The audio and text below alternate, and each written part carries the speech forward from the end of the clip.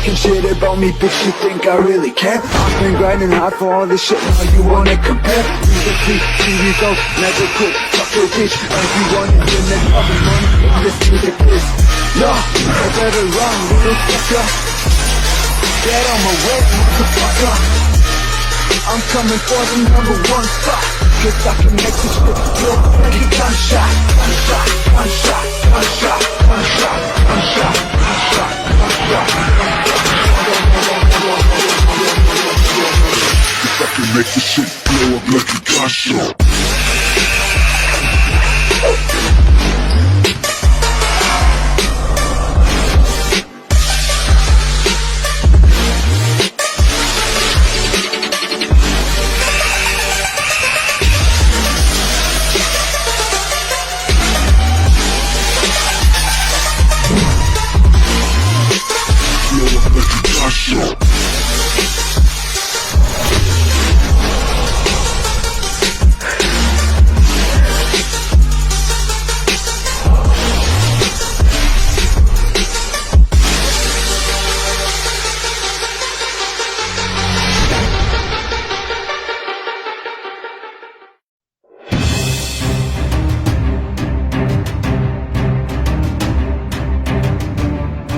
Porque ahora ya no existen fronteras y gracias a la tecnología podemos estar más cerca.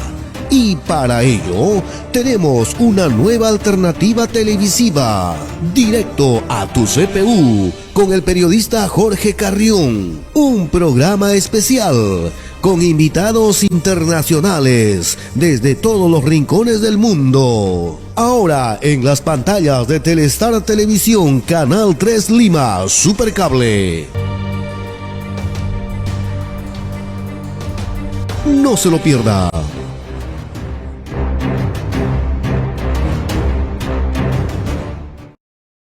Hola, hola, ¿qué tal? ¿Cómo estás? Bienvenido a Directo a tu CPU por Telestar Televisión Supercable Canal 3 y por Virtual Televisión, tu mejor alternativa a esta hora del día, siempre con lo último a nivel del panorama latinoamericano y lo inédito en el marco de nuestros eventos que tienen que ver con la literatura, la poesía, el periodismo.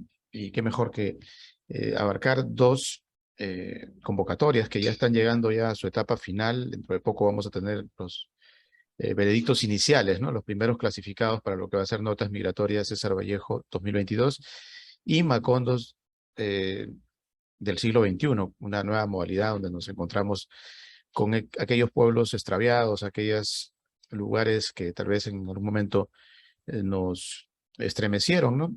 Parte de nuestras vidas y marcaron un poco esa llegada tal vez a trascender la parte física, ¿no? Con la presencia de este panorama que a veces no lo comprendemos mucho, pero que hay escritores de la talla de García Márquez, pues que se atrevieron a describir esos lugares olvidados.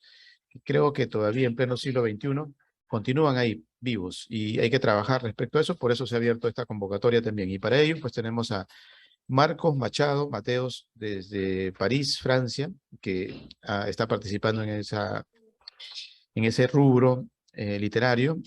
Y para el caso de Notas Migratorias César Vallejo, a Luis Marcano, que está en Chile, ya anduvo en el evento anterior y en esta oportunidad a la segunda va la vencida. Luisito, vamos a tenerlo nuevamente en torno a lo que es estas notas migratorias, ¿no? Que tienen que ver, por ejemplo, con la migración. Marcos está en París, pero él no es parisino, él es de España, ¿no? Español. Vamos a comenzar con Marcos. ¿Por qué te fuiste? Bueno, conversábamos en una oportunidad con dos viajeros, eran creo que catalanes, ¿no? Que retornaban de París a Madrid en el avión y le pregunté por qué. Y me decían que era por razones económicas, que ahí pagaban más, ¿no? Y que de alguna manera, pues, entre varios solían alquilar un cuarto, vivían como 7, 8, ¿no? Y les resultaba más o menos económico porque de otra manera también era imposible porque los alquileres eran muy altos. Y entonces, cada 15 días, cada cierto tiempo se iban a ver a sus familias allá a Cataluña, ¿no? Pero que era mejor el sueldo, ¿no? No sé, ¿cuáles son las razones por las cuales Marcos Machado Mateos se encuentra allá? Ya como introducción, para que te vayan conociendo, Marcos, y bienvenido. Bueno, gracias por la invitación. Y yo soy psicólogo y sexólogo, y antes de estudiar psicología estudié filología hispánica en la Universidad de Salamanca, en España. Y el último año de carrera hice un viaje a París, estudié mi último año aquí. Me gustó muchísimo la ciudad y cuando terminé psicología empecé a buscar trabajo tanto en España como aquí y el primer puesto que surgió fue en Francia. Así que me vine por trabajo y luego al final llevo ya más de 10 años viviendo aquí. Qué bien, qué bien. Bueno, es parte de la experiencia migratoria de Marcos Machado Mateos. Vamos a escuchar a Luis, ya más o menos lo conocemos en ese aspecto, pero sería bueno que para nuestros televidentes del 2022 nos comentes un poco sobre esa salida migratoria de tu país de origen, que es Venezuela, y de tu estancia, por ejemplo, del año anterior hasta ahora, donde han pasado una serie de situaciones bastante convulsionadas para Chile, ¿no? Que han ocupado las primeras planas de información a nivel político en especial. ¿Cómo ha sido ese contrapunteo y hasta qué punto Bueno, tú yo, lo has yo vivido? salí, yo salí de Venezuela como consecuencia del escape de un país que está sumido en una tiranía, pues, ¿no? Y fuimos designados magistrados del Tribunal Supremo y tuvimos que irnos. Aquí en Chile he tratado de reconstruir un poco la vida académica que había dejado en Venezuela y he tenido esa suerte, he tenido esa oportunidad. Con respecto a este año que ha transcurrido con el presidente Boric, yo como un país libre, como un país democrático, a ver cualquier diferencia desde el punto de vista ideológico, pero yo me he sentido muy bien aquí y he sido tratado muy bien, tanto por la presidenta Michelle Bachelet, que fue quien nos dio el asilo, como por el presidente Boric, que nos lo restituyó. No nos fue muy bien con Piñera, te lo digo con mucha sinceridad, pero ya estamos nuevamente con los documentos del asilo político restituidos y eso lo agradecemos profundamente. No soy yo solo, son mis otras colegas que están acá del Tribunal Supremo de Justicia de Venezuela, que se constituyó en el exilio. Es la historia mía aquí. 6 años, ya vamos para 6 años. Ujú. Bien, gracias, Luisito. Vámonos al Macondo que nos trae Marcos. Eh, Primero, coméntanos un poco tal vez de tu lugar de origen, ¿no? Guipúzcoa, ¿no? Y luego también nos puedes hablar ya específicamente del Valle de la Serena, de Badajoz, ahí en España. Sí, bueno, yo nací en la región del País Vasco, en un pueblecito que se llama Legazpi, en Guipúzcoa, y viví allí hasta mis 7 años, más o menos, y mis abuelos eran originarios del sur de España, tanto de Andalucía como de Extremadura. Y todos los veranos, desde pequeño, me iba con mi abuela al Valle de la Serena, que es un pueblo de la provincia de Badajoz. Lo peculiar de este sitio es que durante el año apenas tenía 500 habitantes y el verano, como todo el mundo venía de vacaciones para quedarse con los abuelos, se multiplicaba la población y llegábamos a ser más de 10.000 personas allí. Ujú. Ya, y dentro de lo que nos ya fijas, tu abuela fue un elemento clave, ¿no? Para tu niñez, de alguna manera. Sí, fue un pilar muy importante en mi vida y me enseñó muchas cosas, me transmitió muchas cosas, entre ellas pues el amor por la naturaleza y por las cosas simples de la vida, que al final es lo que nos hace avanzar también. Ujú, claro.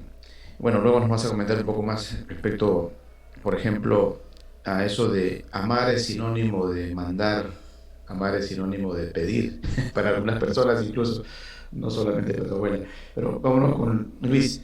Luis, en la parte de la temática poética, ¿no?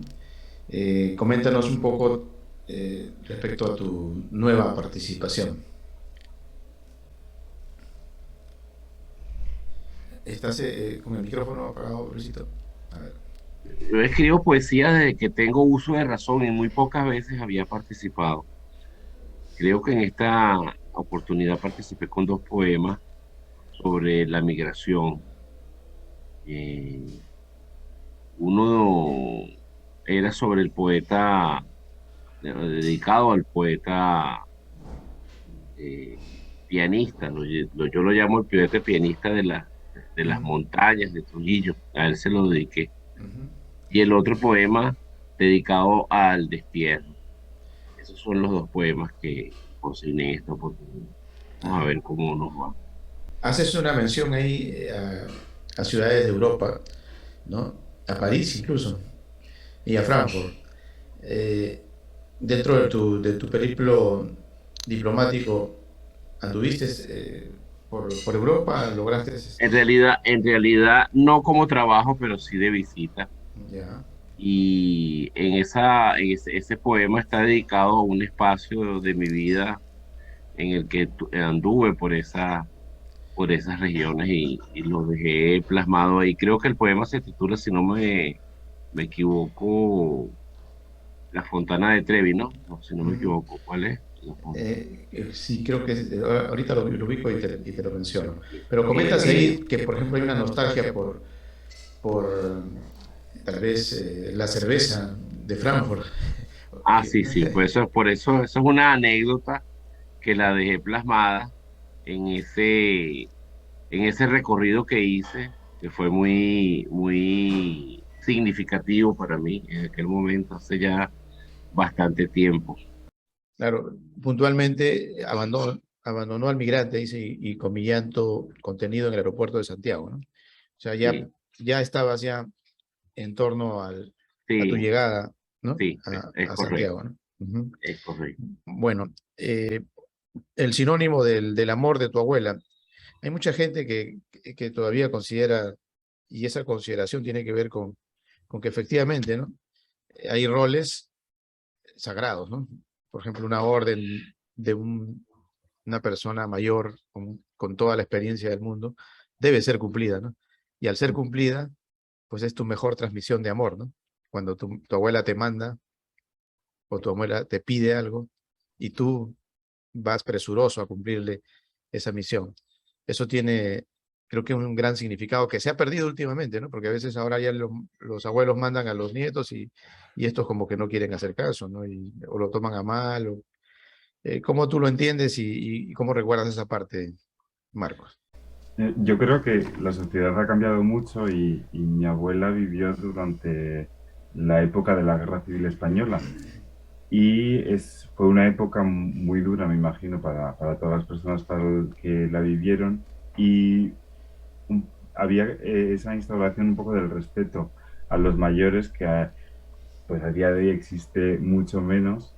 Y sí que es verdad que cuando un mayor decía hay que hacer esto, lo hacía simplemente y no cuestionabas mucho si estaba bien o no estaba bien lo que te estaba mandando. Y sí que es verdad que me imagino que esa época le forjó una dureza en su transmisión del amor y una forma de demostrar que su amor pues era autorizándose a sí misma a obligar o a pedir a hacer ciertas cosas que no pedía a otros nietos, por ejemplo. Ajá, o sea, difícilmente tú escuchabas a tu abuela decirte te amo. El hecho de que te ordene era su manera Era, de decirte que te amaba, ¿no? eso es. ¿Y tú lo entendías así o en el momento no? En el momento no. Lo entiendo ahora como Con el paso del con tiempo, ¿no? con el paso del tiempo y mi mirada de adulto. Y también un poco con el hecho de que mi madre, su hija, me ayudara a entender el amor de mi abuela.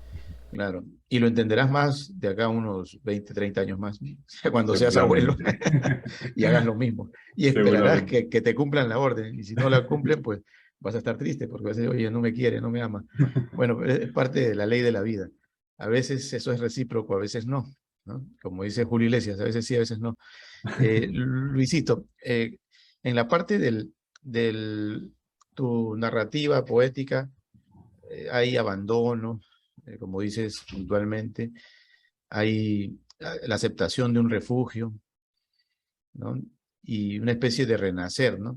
De respirar el fuego de la vida. Yo quise expresar ahí Ujú, el abandono de la libertad, ujú, el abandono de la democracia, el abandono de la libertad, de ciertos principios que el ciudadano espera recibir de un gobierno y un gobierno que se constituye los votos y que va luego degenerando en una dictadura, por esto que se denominan los autoritarismos competitivos. Eh, yo lo hice como esa metáfora, pues, el abandono de la libertad, el abandono de la democracia.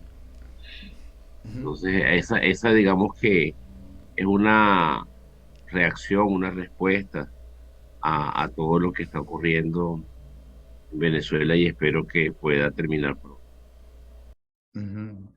Y dentro de ese mensaje, me imagino que hay muchas lágrimas, mucho dolor, pero también hay alegrías, ¿no? Ya tienes 6 años en Santiago, ya sabes lo que significa una polola, ya sabes lo que significa pasar plancha, por ejemplo, ¿no? Que son términos netos chilenos, ¿no? Ya sabes lo que significan un poco de variaciones idiomáticas y de cariños que son también bienvenidos, ¿no? El reconocimiento de la cultura del otro Ujú, y la aceptación de esa cultura como propia ujú, y que tiene su expresión en esas diversas maneras de comunicarse que son las expresiones idiomáticas. Aquí el compañero que es filólogo lo sabe con mayor certidumbre y con mayor ciencia lo pudiera expresar. Forma parte de ese viaje del migrante, bien ujú, sea por la fuerza, por el exilio o por necesidades laborales, y forma parte de esa cultura que se va adquiriendo, pero como cultura es todo lo que hace el hombre, todo eso que comunica el hombre, todo eso que piensa el hombre. En otras sociedades, el ser humano, digo el hombre por decir el ser humano, en otras sociedades se va convirtiendo lentamente en parte de uno, ¿no? Es que sí, en la poesía yo he tratado de dejar impreso ese carisma de lo que significa la diversidad tan importante, el respeto a esa diversidad, sea como sea, venga de donde venga y luzca como luzca, es lo más importante. Y la sensibilidad, creo que el exilio sensibiliza. Yo en estos años he cambiado mucho por dentro. Observo a la naturaleza de una manera, observo al prójimo de otra manera, respeto al prójimo de otra manera.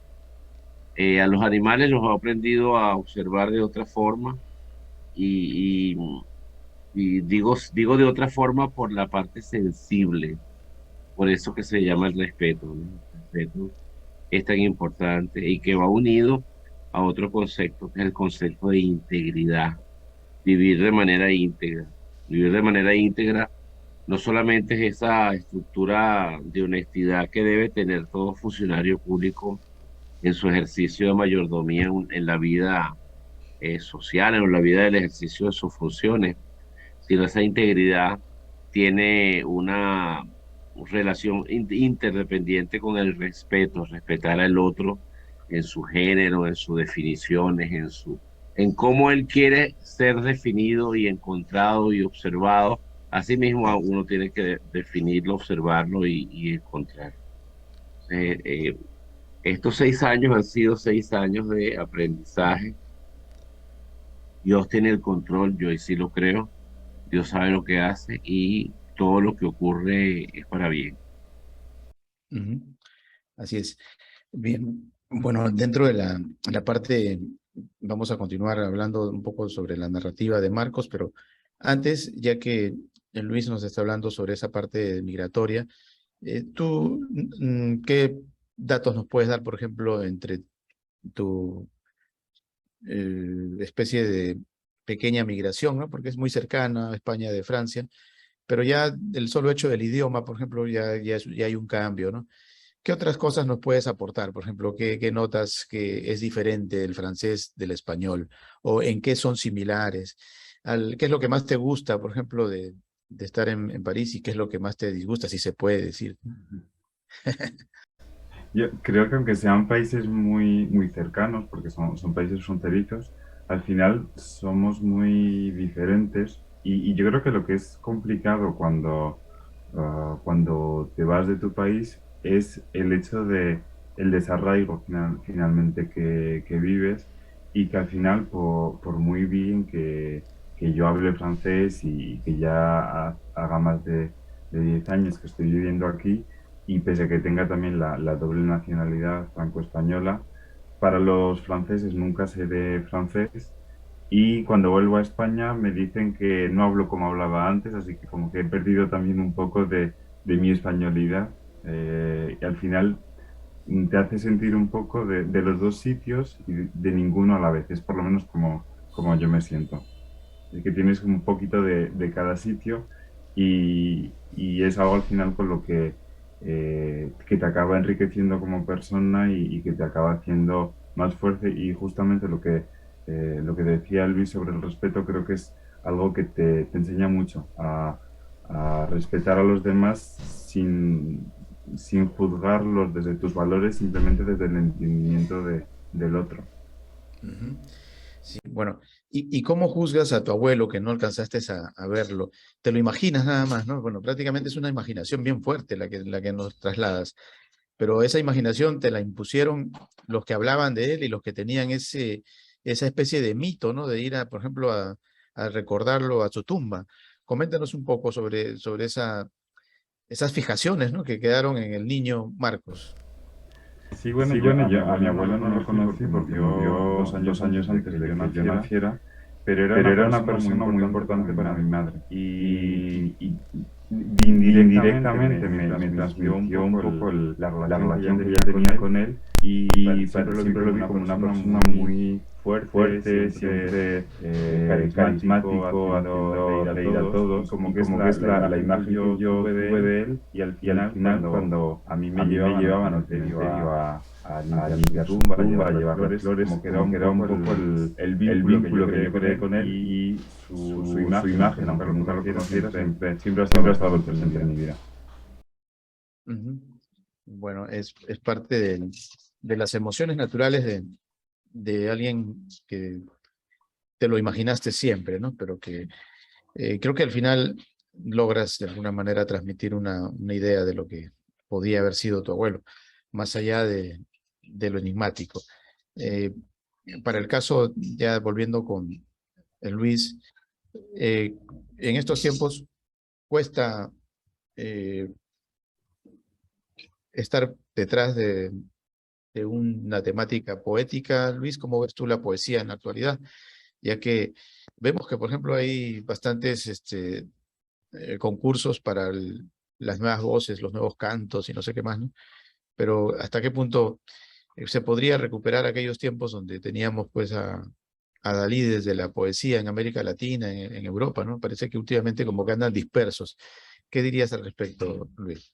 Bueno, la poesía vive en cada una de las actuaciones de nuestra vida. Se palpa, se puede sentir. Poesía se puede sentir cuando compartimos con la gente.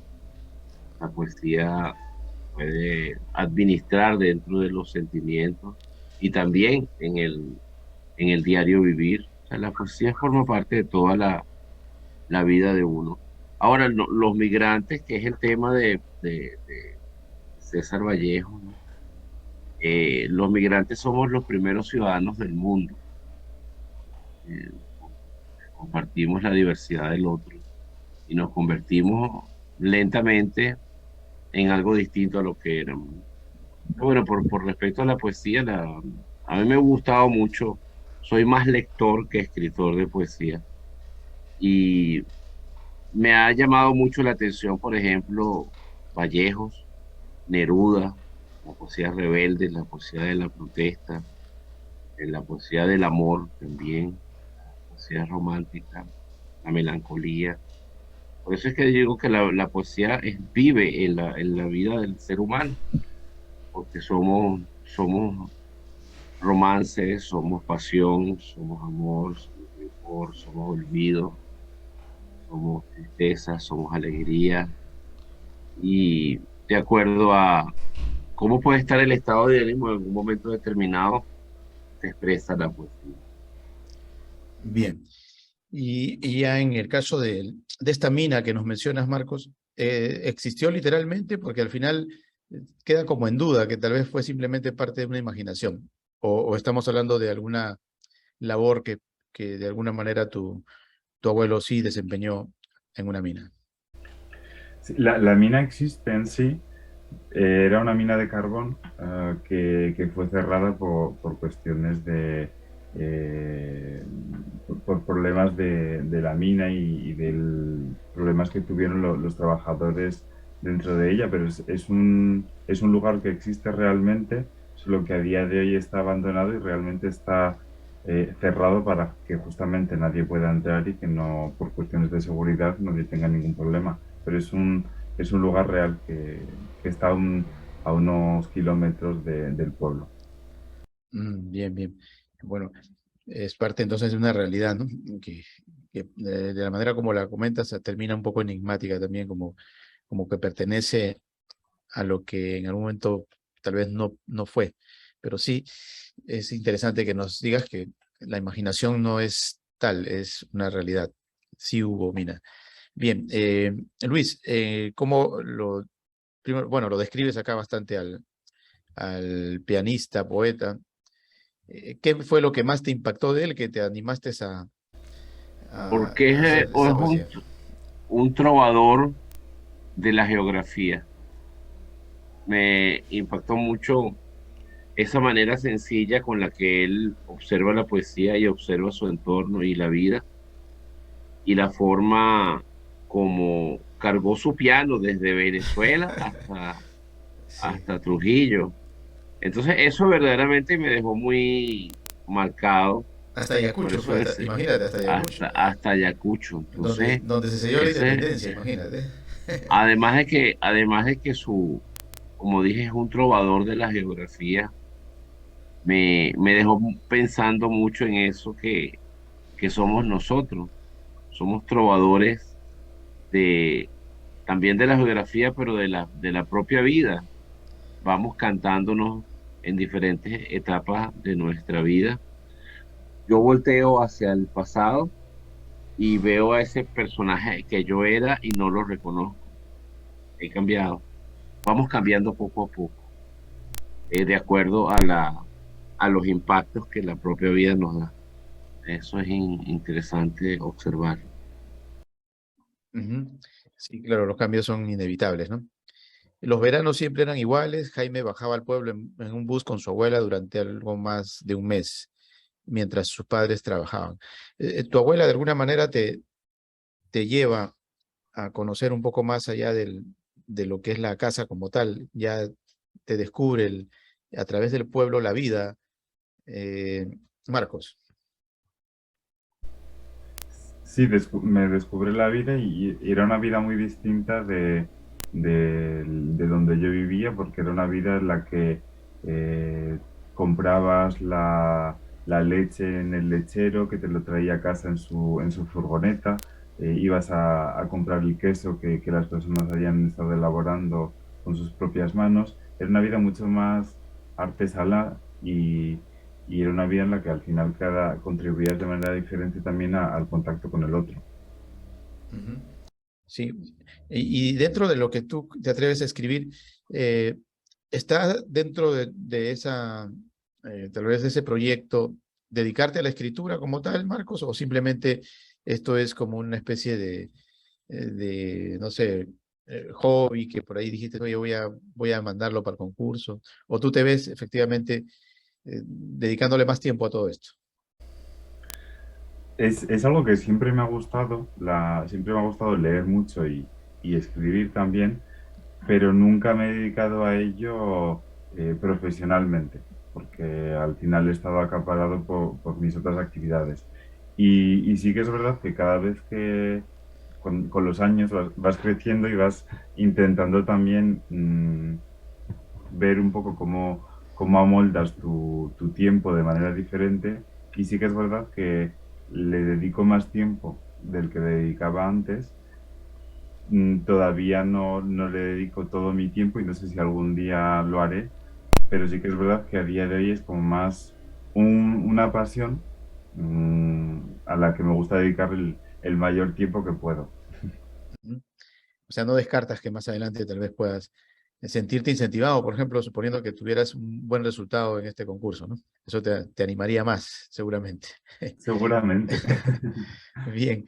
En el caso de Luis, tú dices que tú más lees poesía que escribes, pero el solo hecho de que, por ejemplo, ¿no? Se te dé la posibilidad de ya llegar a instancias mayores como lo hiciste en la edición pasada, ¿no?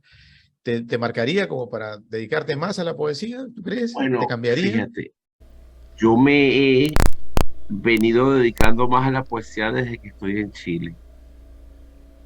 Antes yo escribía, pero era cuestiones periódicas, momentáneas, no era algo con constante. Aquí en Chile, bueno, yo tengo aquí la publicación del poemario. eh, la-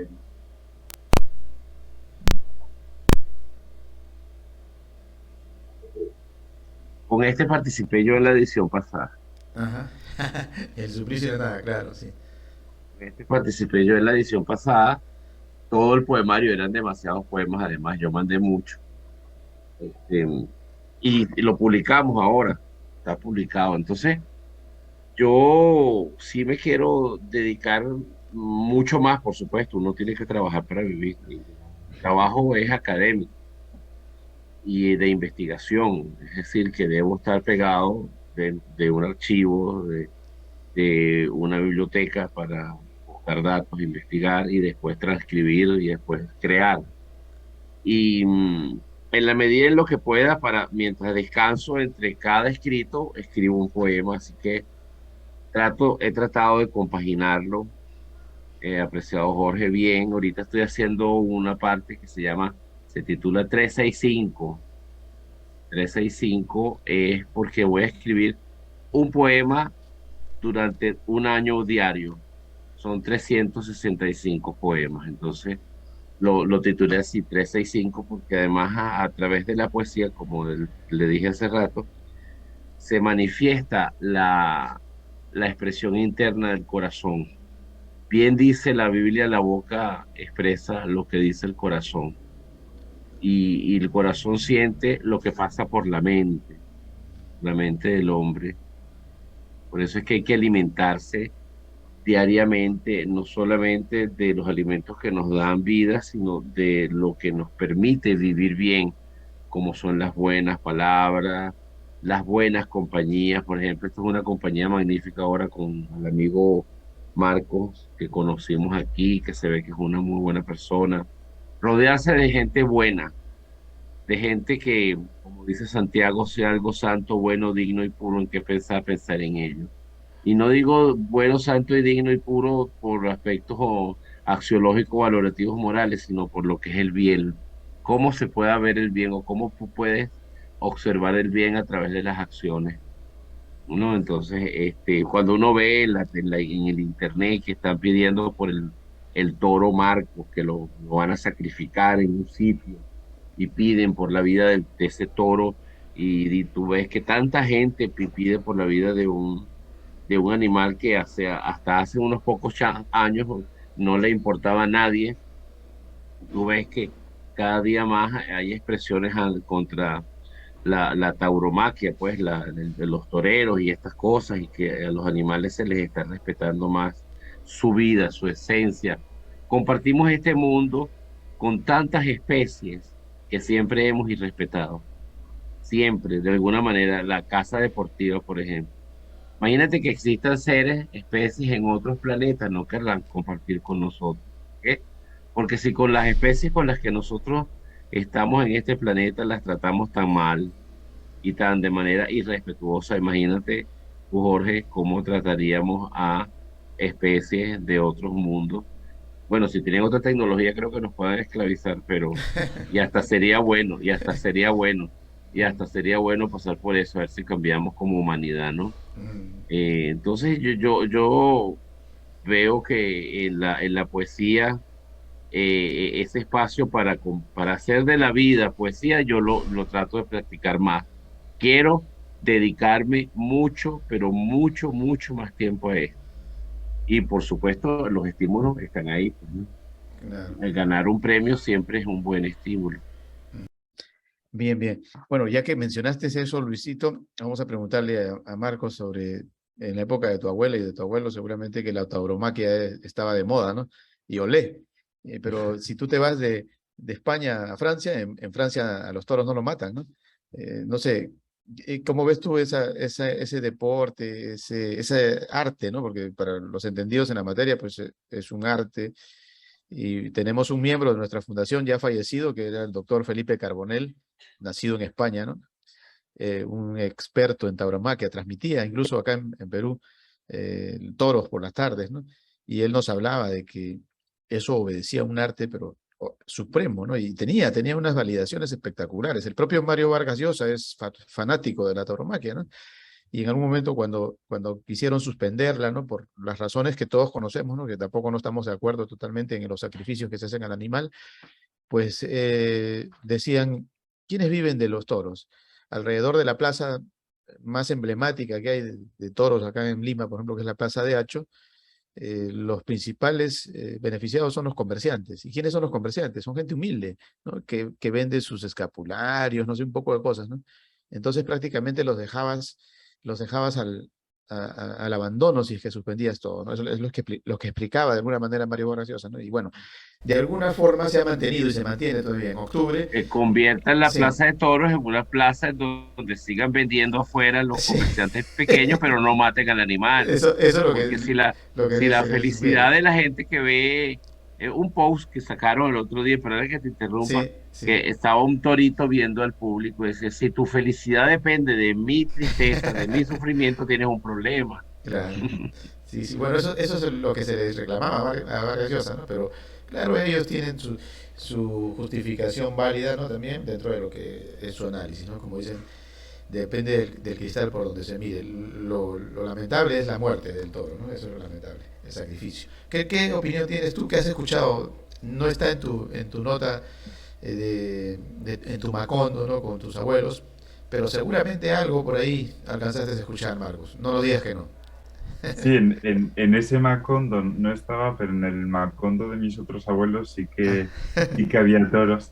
Sí, Y de hecho mi abuelo me llevaba, me acuerdo que me llevaba de pequeño antes de las corridas, podías ir a la plaza para ver los toros comer tranquilamente y estar allí. Y sí que entiendo cuando yo no estoy a favor de las corridas de toros, no, porque me parece que es un sufrimiento inútil para los animales, pero entiendo cuando las personas a las que les gusta ese mundo hablan de arte, porque sí que es verdad que los trajes, los movimientos parecen un poco como un baile, como si fuera una danza. ujú, Solo que si esa danza pudiera hacerse sin el sufrimiento de los animales y sin su muerte, pues creo que sería mucho más bello. sí, sí. Pero es mi opinión y de hecho en, en, en, en Cataluña han prohibido las corridas de toros y ahora justamente han hecho salas de conciertos o salas de teatro de ese tipo de sitios, porque las corridas allí sí que estaban prohibidas. Ujú. Bueno, aquí en Lima, la Plaza de Hacho, que es la plaza más emblemática de toros, se ha convertido en un refugio para las personas que andan en vulnerabilidad, ¿no? Y reciben comida durante toda la pandemia, ¿no? En ese lugar. Así está hasta el momento, ¿no? Ahora que se ha liberado nuevamente la parte de la pandemia, no sabemos qué pueda pasar, ¿no? Porque los fanáticos todavía existen, ¿no?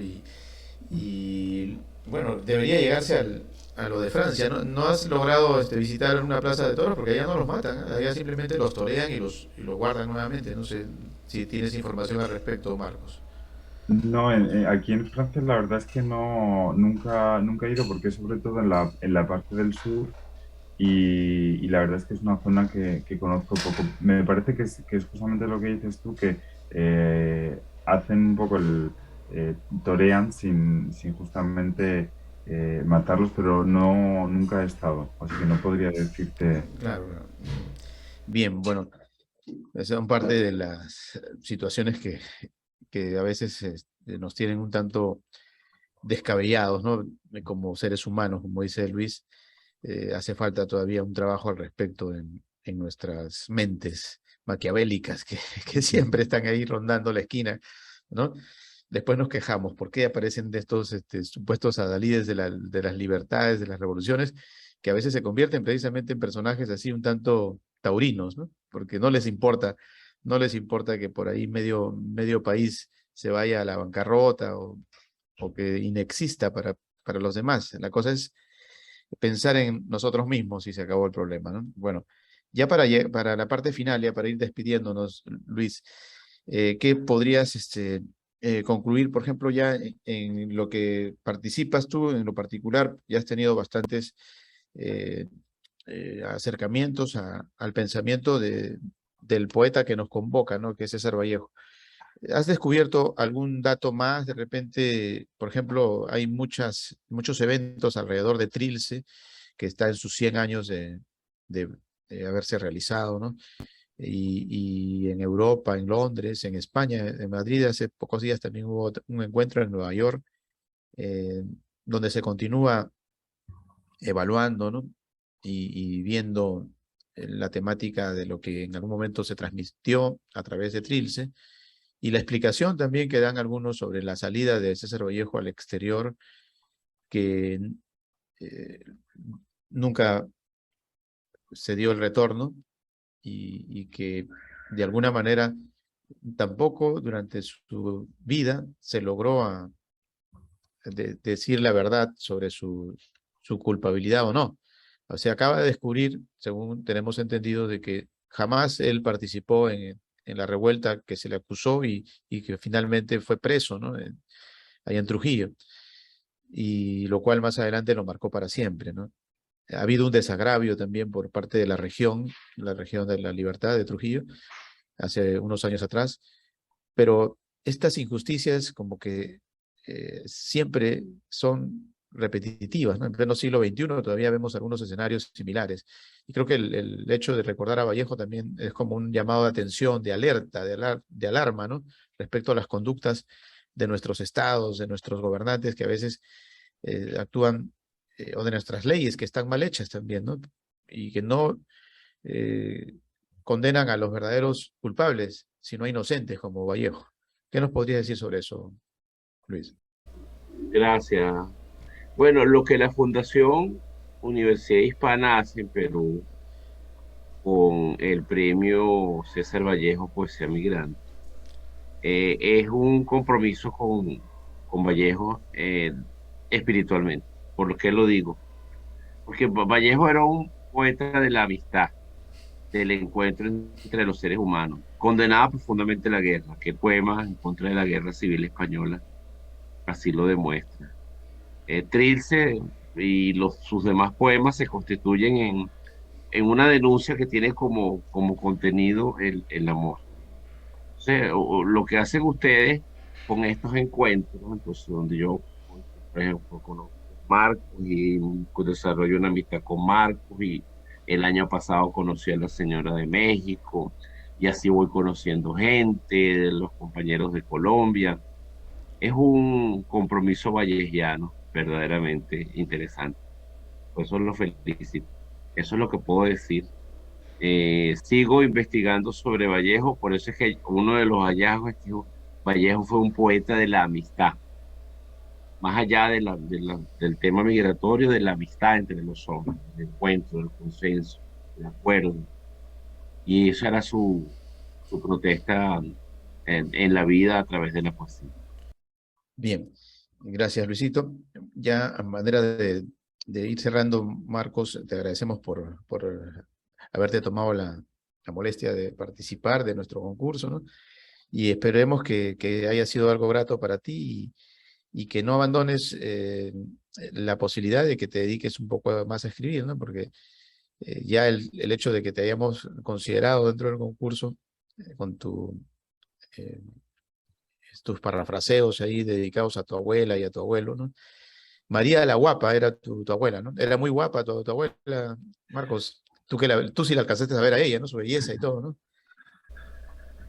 Realmente era el apodo, me lo inventé porque era una forma también un poco de homenajearla Ajá, de esta manera.